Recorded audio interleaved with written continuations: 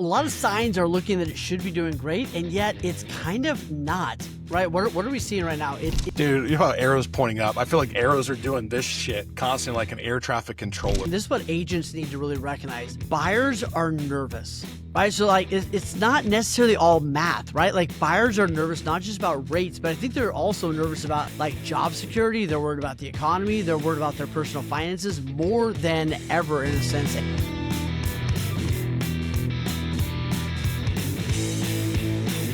Hey, hold up. Before we get back to the episode, make sure you like and follow us on social media and subscribe to our YouTube channel. It means the world to us. And don't forget to turn on that little notification bell so that you get alert every single time we drop a new episode. If you want to really go hardcore, go binge some of our past episodes, and please leave a 5-star review. All right, so you built success, but you're feeling stuck. I think you're probably feeling plateaued. You feel like you're probably grinding, and honestly, you're probably a little isolated.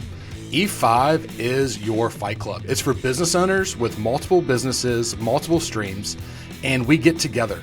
And we do that with people that are like you. There's no fluff, there's no fakeness. It's just real strategies from people that have actually done it. So if you're interested, hit me up, DM me, E5, and I'll send you the details and see if you're a good fit. All right. Back to the episode. All right, Brad, real estate market, a lot of signs are looking that it should be doing great, and yet it's kind of not. The arrows are pointing up, but the real estate market is still dragging. Let's talk about the numbers, Brad. You ready to jump in? Dude, you know how arrows pointing up? I feel like arrows are doing this shit constantly like an air traffic controller. Like, I don't know where the hell these arrows are pointing these days. But yeah, 100%. Chat. Like inventory's up 20% year over year. Mortgage rates are like fairly good. Like they're really good actually, right? Like they're mid sixes, which is great in most places. Yet house prices are softening. So it looks like things should be going up, but they're not. So like, why are existing home sales like falling, like 5.9% month over month? Like what is going on as we go into April and it's like struggling? Yeah. Well, shit's expensive. Right? I mean, that's the only thing I can tell my agents, like shit's expensive. And so yes, housing is housing's not a mandatory thing, but housing is what most people equate to having to have, right? And we all know that, but it's also a luxury because if you got a little 3-bedroom, 1-bath and you're breaking out the seams and you're like, man, I would love a 4-bedroom, 2-bath. But if eggs are expensive and milk's expensive, you're gonna be like, you know what, kids, suck it up, get another bunk bed in here. We're not going anywhere because I like this 2% interest rate, right? So I think it's because shit's expensive. That's why stuff's not moving. That's the only thing I can equate it to. Well, and here's what I'm seeing from my side. This is what agents need to really recognize. Buyers are nervous, right? So like, it's not necessarily all math, right? Like buyers are nervous, not just about rates, but I think they're also nervous about like job security. They're worried about the economy. They're worried about their personal finances more than ever in a sense. Like confidence is shaky. So people are second guessing it, which means that even though prices have cooled down a little bit, right? A lot of them are down, 2%, 3% from last year. It's still not moving things. Like mortgage applications we're seeing are down almost 13% week over week. Like people are scared. So like, what do agents need to do right now to help them with that? I think you need to know the math. You need to know the data, but you need to speak in emotions.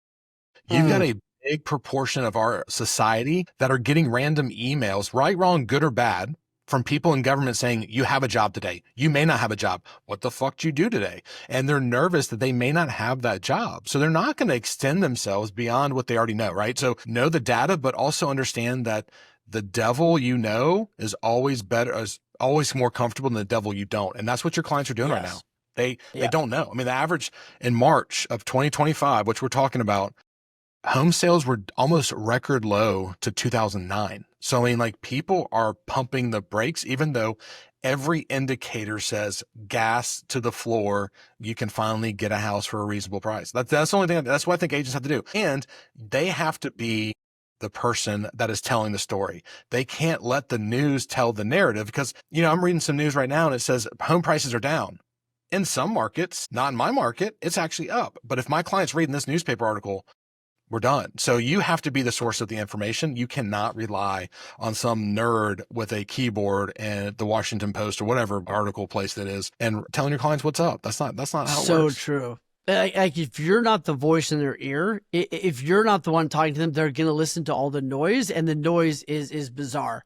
And I think it comes down to the 3 C's, right? That we're coaching all of our clients on, which is, you just said it, have great compassion, right? Meaning like, I'm going to slow down. I'm going to walk them through this. We're going to spend a whole lot more time on the front end than we ever have, right? But it's compassion, give them clarity, and then that clarity will lead to confidence. So those are the 3 C's, like compassion, clarity, and confidence. But if you don't spend enough time up front, they're not going to have massive clarity on why this is good, what's working, all those things. And then, but if you give them the clarity, then they're going to have confidence. And I think that's what it's going to take to help move them forward, right? So with buyers, it's like tons of time up front educating them, make sure they lock rates, help them understand the leverage they do have right now on seller credits, inspections, closing costs. And then really it's like educate them so they're not paralyzed by fear. And then on the seller side, there's a lot of work to do. So real quick before we go to sellers, like one thing I want to encourage agents to do is get out of your own way and quit being so simple. People right now are sitting on more equity in their homes than they have ever sat on. So what does that mean? Well, let's say somebody's got student loan debt. Let's say they got credit cards they've run up. Let's say they got some car payments left. Well, imagine if they refinanced. So hear me on this. They refinance from a 4% rate to a 7%, but they could cash out $100,000 or $140,000 tax-free to then pay off those high interest rate loans. Yes, their home interest rate went to 7 or whatever the number is, but guess what? It's actually, they're winning. They're winning by consolidating their debt and paying it off and probably have a little cheddar in their pocket. But we're getting so simple that we're not telling clients about this. And yeah, sure, refinances don't bring you money, but guess what it does? It brings you value. It brings you being their Yoda. So now they know that you're not always coming for their pocket. You're trying to help their pocket out. And one more thing is, okay, say they don't refinance. What if they go get a HELOC? What if they go buy their first investment property? I know it sounds strange in a market like this. What if now's the time to buy their first investment property? That can be a long-term gain. Prices, depends where you're at, what you're reading, they're down. But if they could buy something that had cash flow, it's another revenue stream. But people aren't thinking that. They're claiming up, man. Claiming up. Well, for a lot of people, the best way to buy an investment property is keep your asset. Yes. Like for a lot of people, they need to keep the house. It's like, well, we don't want to sell our house. We have a 3% interest rate. It's like, awesome. Cool. Keep the thing. Yeah. Right. Like it's appreciating. There's a bunch of write-offs. Like keep that as a rental. By the way, people are renting $5,000, $6,000, $10,000 a month for a single family home. Like keep the house, right? And let's go buy one. Yeah. Right. So like help people, but you've guys done help people understand the math. Most people don't even think that that's possible. They've never explored it. So I think you're right, Beth. Like we've got to get so deep into like let's get out a piece of paper and write down the numbers. Let's do the math with them. Let's figure this out and help them make the moves they need to make. There's nothing more powerful that I have seen when somebody's on the fence of literally doing a pro-con sheet. I mean, a pro-con. And if you can bring the lender in with it and go, what do the scenarios look like? Hell, bring their financial planner. Why don't we be fucking professionals and get the other professionals in a room with them and go, you have the equity. You want to do this. Let's get these other players involved. Most financial people are going to be able to tell them better than you are. So just get the ball rolling and get it started. But no, we're basic and we're like, buy a house. They're like, no, you're like, okay. And they walk away. Figure out how to fucking build your own inventory and sales right now. Those are the people that are winning. Hell yeah. And like you said, get all 4 of you on a Zoom call and do the freaking math, right? Yeah. Actually, you're gonna save $600 a month and you're gonna have an asset in your back pocket. Like this is a huge win. Then on the seller side, I think right now the sellers are being misled. The biggest mistake I see agents make right now is letting sellers list high. They're letting the sellers drive. Stop letting your client drive. That's like going to a surgeon and then him going, you look good with a scalpel, and then letting your client do the surgery, right? Like it's idiotic, right? Stop doing that. You cannot let your sellers drive. Sellers go, let's just try this price and then we'll bring it down. Here's what they don't understand. First off, you're making 2 mistakes. You're giving them massive false hope because they actually think they're going to get 550 when there's not a chance in hell it's over 475. The second thing is every single buyer on the market right now looks at that house, emotionally says no. And then Brad, you and I know it takes an act of God for them to reconsider that house. You could drop it by $80,000 and most people won't emotionally reconsider the home. They've mentally checked it off. And now you're only working with new buyers that are coming on the market. After you drop the price later, they go, what's wrong with this thing? Why has it been sitting around? It's one of the most devastating mistakes you can make is let them list high. And here's the truth. We are in a beauty pageant and a price war right now. You are not actually on the market unless you are in the bottom 10% of price and the top 10% of condition. So all these people that think they're on the market, you're not on the market. Yeah. You're in no man's land. Yeah. Nobody gives a rip about you. Top right for condition and bottom for price. If you're in the middle, you are no one to everyone. You're just justifying their actual decision. And there's two things you got to remember. You're promising, if you say 550, let's use that, and you're saying it's really worth 475, you're promising them you can sell for 550. So you're straight up lying to their face. There's no try in real estate. It's either it sells or it doesn't. And God forbid you actually get an offer at 550. Let's say you get one. That's my biggest problem. You get an offer at 550 because some dumbass is willing to pay it. You still have the appraisals to deal with 9 times out of 10, and it's not going to appraise. And do not, I will fight anybody, fist fight you in the streets. If you're like, well, that's my buyer, that's my seller's fault. He'll just have to come down. That makes you look like a dumbass. So yeah. I'm with you, Wayne. Like, people are not taking the time, listing the house properly, going over, hey, pick up the dog shit, right? Yes, we're going to have to paint walls. No, we did not have to do that 4 years ago. And I think that's where a lot of agents in this market are having a hard time, is they haven't had to have these conversations. So I got 100%. A question for you, Wayne. How can people get better at having a hard conversation with sellers or buyers, for that matter, if it's not their nature, they're not used to it? Like, are there any tricks, or do they just need to go to therapy? Like, how can we help combat that? Man, it's all of the above. First time, it would say hire a coach, right? That's my little plug. Yes. And I think we've got to get better at this. I think we need to role play it and we need to practice it. So 2 things they need. One is they need structure. What's my structure for how to have a tough conversation? They need to actually have a roadmap to have the tough conversation. Second thing is you're not there to make them feel good. You're there to help educate. I'm not saying be a jerk, but your job is to go, Brad, is it okay with you if I have a very direct conversation? Brad, do I have your permission to tell you very, very plainly what the market is telling us? I know this isn't necessarily what we hope for, yet my job is to interpret the reality of what the market is telling us and help you make a great decision. It's no different than if you had a disease. I need to be direct with what we got to do for this thing, right? And I think that people, in an effort to, I didn't want to make him feel bad. Bullshit. You didn't want to look bad. You didn't want to feel uncomfortable. You didn't know how to say it, so you lied. Yeah. My favorite is on a scale of 1 to 10, how honest you want me to be with you right now? And of course, they're going to say 7. You're like, okay. But I've also had clients go, I'm a 9, she's a 2. Like, okay, cool. I got that. I'll tell you something that's been helpful. And we are bringing this thing out of the old files. We literally get a piece of paper. I wish I had in front of me. It's got 3 lines when we're talking about sellers: active, sold, and now I'm talking about expireds all of a sudden. And what we do, damn, I got a thumbs up and all kinds of things going. So what we like to do is we plot the prices out on there. Yep. In your signal from your camera. Oh, what happened? No, you do. You got to plot them out there. And I think that the big mistake people are making is they're going after, and you can speak to this, they're going after what price they can justify rather than what price is it actually going to sell at. And I think there's a lot of agents that are like, well, you could justify this price, meaning like a unicorn ran across the road 6 months ago, and let's use that as our comp. Instead of like, what is it actually going to take to move the home right now?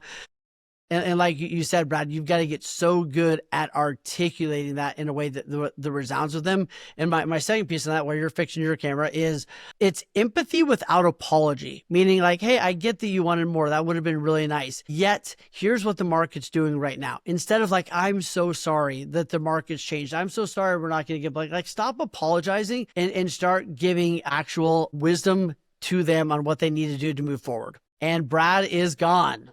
That's great. And he's back. Sorry. I don't know what the hell's happening. No, you could just go right back into your 3 lines.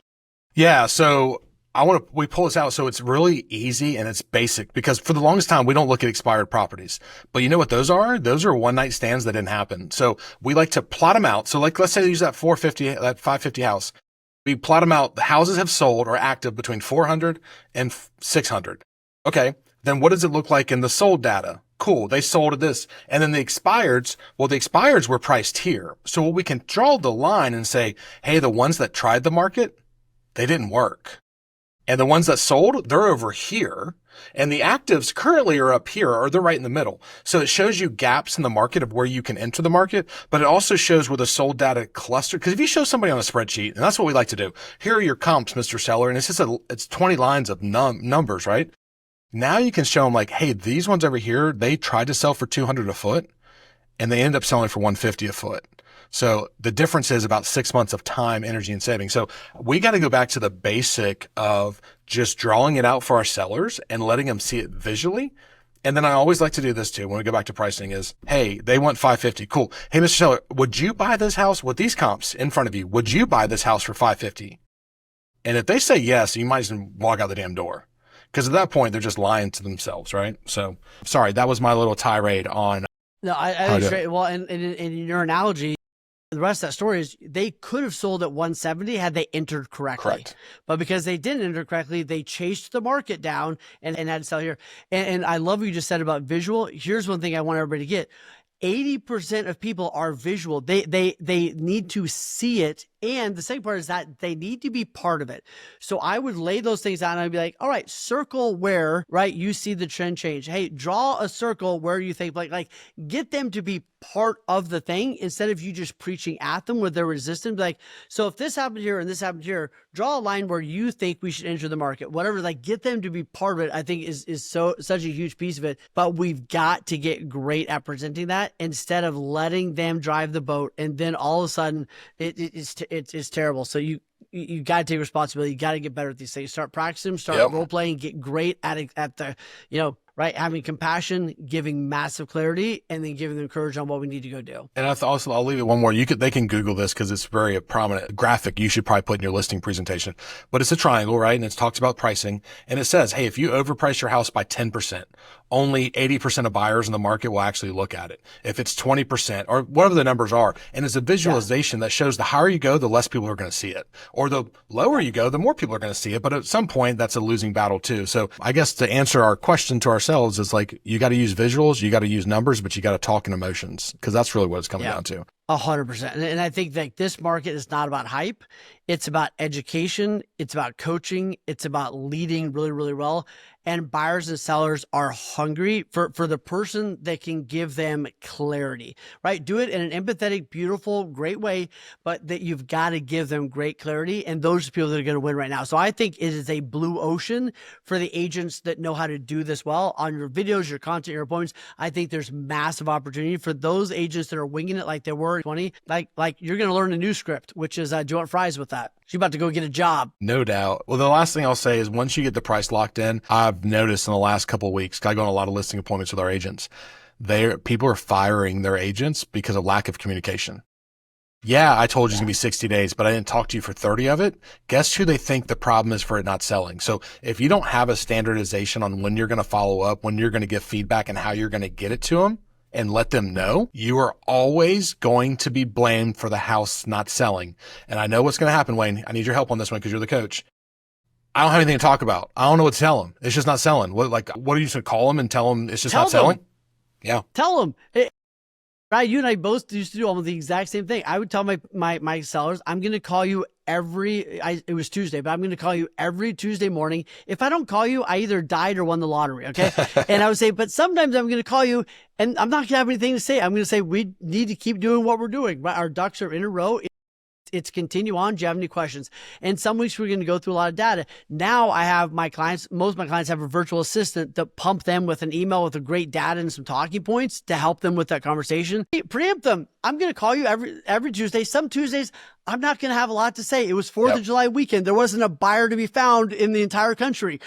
And then other weekends, we're going to have a whole lot to unpack. If you tell them that in advance, it's all good to go. Yep, 100%. So I think this is a good stopping point. We don't want to belabor it too much. Like this is a good part of like what people are expecting, how to overcome some objections. But yeah, if y'all got comments, y'all are listening to this, like if you got a way that you handle these buyer conversations, or if you think some things are needed in this market that agents should know, do us a favor, drop us in the comments because we want to make this more like a conversation that people want to have, not just us preaching at you. Absolutely.